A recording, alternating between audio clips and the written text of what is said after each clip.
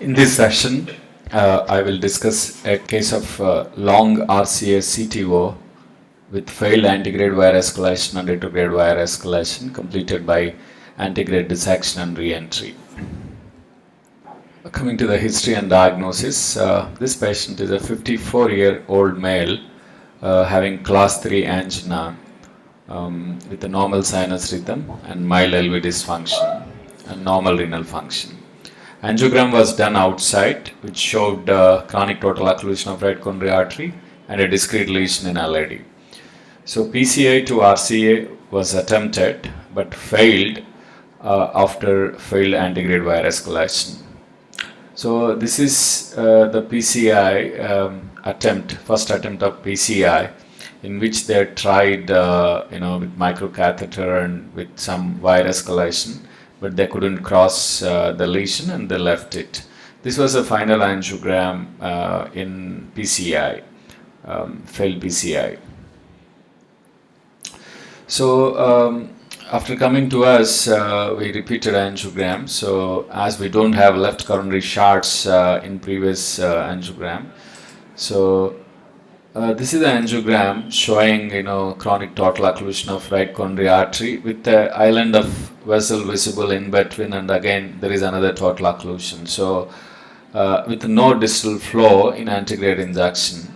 So this is a left injection which is showing clearly collateralization to right coronary artery with a good significant vessel with a good PDA and PLVB. So if you analyze this anatomy, so you can see RCA is occluded from here, almost proximal RCA up to bifurcation, that is up to the crux. So total length of lesion is near about 80 millimeter. There is a small island of filling here with a branch here, but the rest of the vessel is not visible.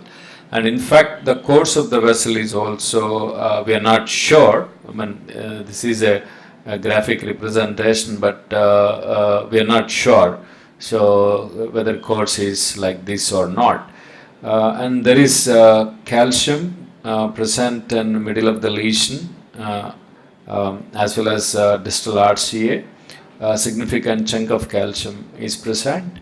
And the entry point is, there is a small microchannel here up to this, and after that the vessel is not visible. So, and the distal cap, so there is a bifurcation. So this is PDA, which is filling from septals, and this is a PLVB, so which is filling back from PDA through septals. And the distal RCA is not visualized even in retrograde injections. If you look at the angle, see angle of the PDA to PLVB, it is almost like near coaxial. So PDA is looking more coaxial with PLVB than distal RCA. So that is going to be a challenge for retrograde wiring. If you try and understand the anatomicogram of this chronic total occlusion, that basically it's a coronary anatomy. So this is an RCA, so with a small branch here, which is useful for anchor balloon. If at all we need a support or we need to do an ADR. So, and there is a small entry point, it looks like entry, so entry point, and then this is all CTO, and it's not visible. And then there is a small island of filling here, and again it's all invisible. With the retrograde filling, so the vessel is visible like this, and if you look at this PDA to PLVB angle, so it's almost like coaxial than when compared to RCA. So there is a very short angle between PDA to RCA, so your retrograde wiring may be difficult to navigate your wiring to distal RCA. So these are the septal collaterals. So there are three septal collaterals, but second one is quite promising, almost CC2 with little tortuosity in the middle, so which is manageable. So coming to the wiring strategy in this patient, so see when you look at the length of the lesion and good septal collateral, and there is a good distal target. but the only thing is very unfavorable angle between PDA and distal RCA. So, and this patient, antegrade wire escalation was already attempted and failed. So, and I don't think this is a wise choice to start with. But we can always do an antegrade wire escalation, which will be useful for antegrade preparation for a retrograde wire escalation or retrograde dissection re-entry. So I would prefer to go ahead with both antegrade and retrograde wire escalations. So yeah, if retrograde wire escalation is failed, so then we may have to go to either retrograde dissection re-entry or antegrade dissection re-entry. But I would prefer ADR, antegrade dissection re-entry. So I directly went ahead with retrograde wiring.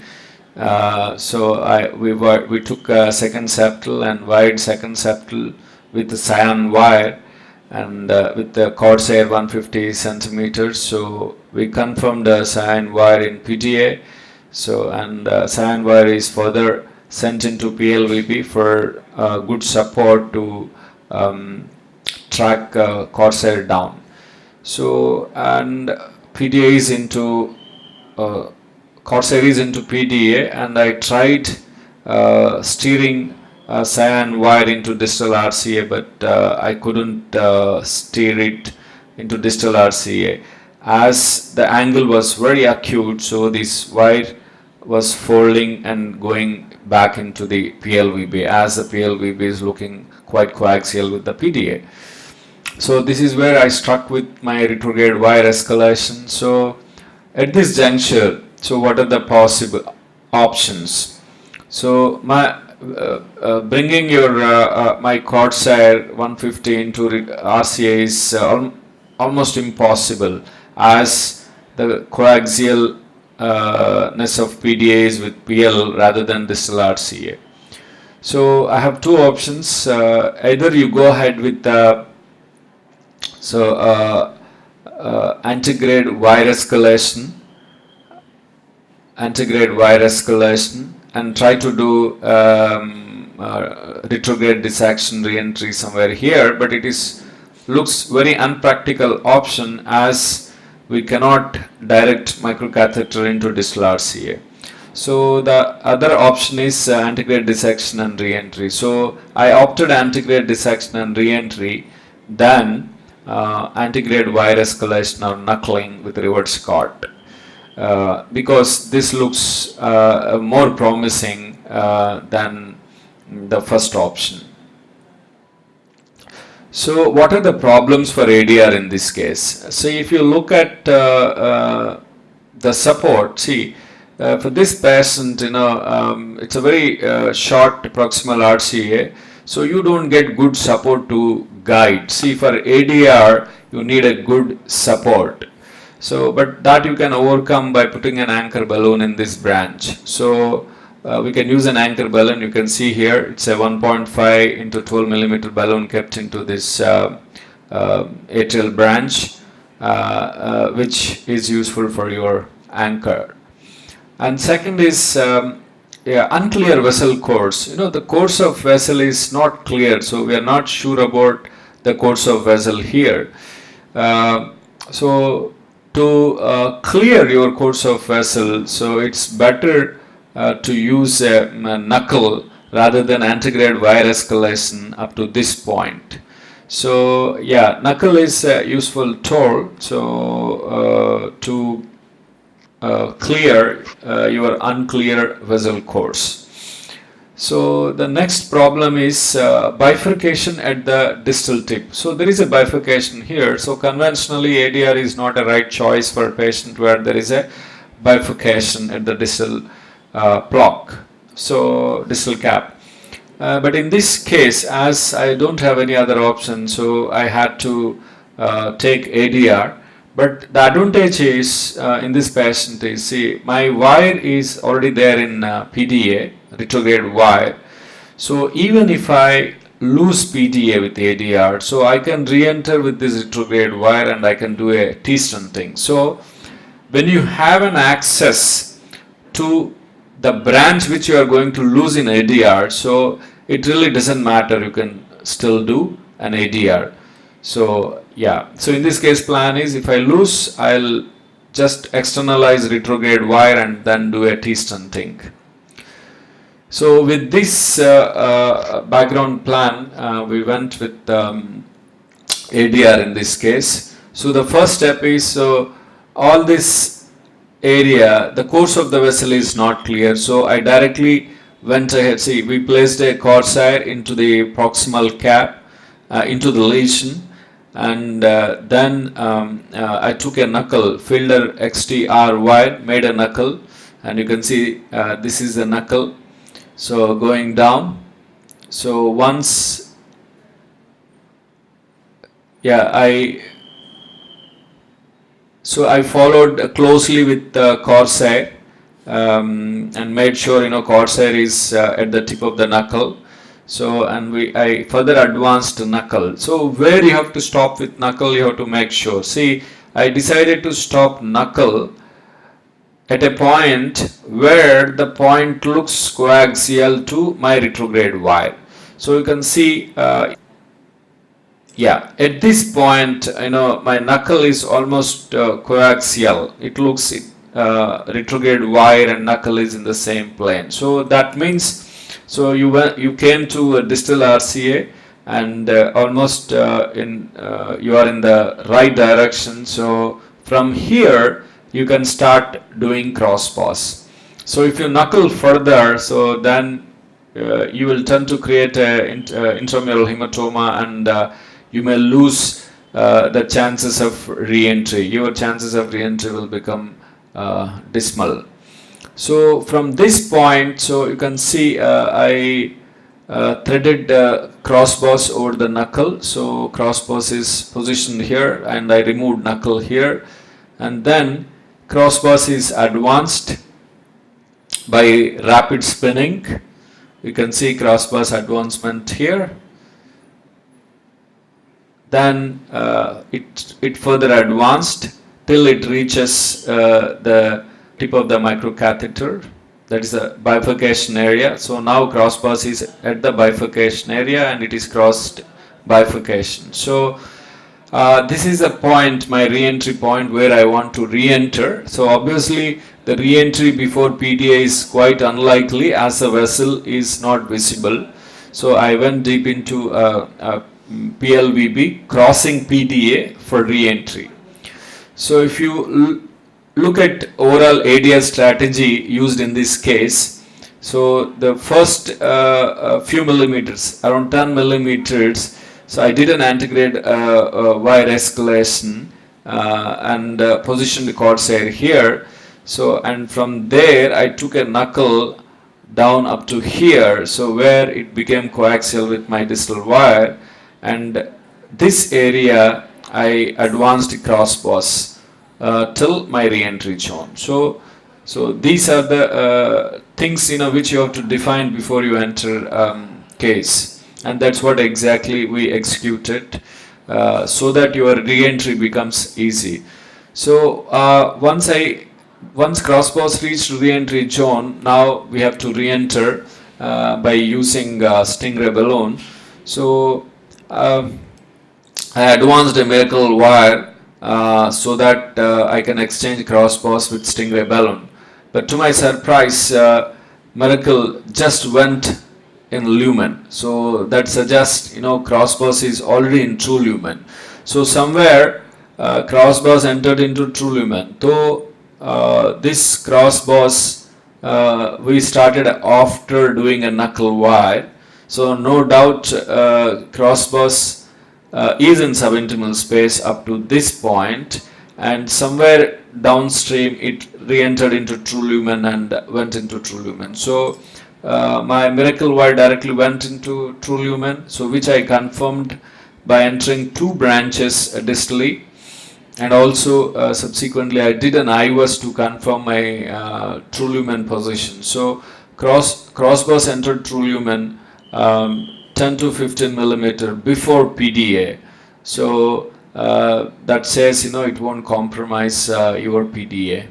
So then yeah, through crossbars we placed miracle wire, then miracle wire is exchanged to support wire, that is Ironman wire, through a Cardsire microcatheter, and then we started dilating with a 2 mm balloon. So anchor is there all the time.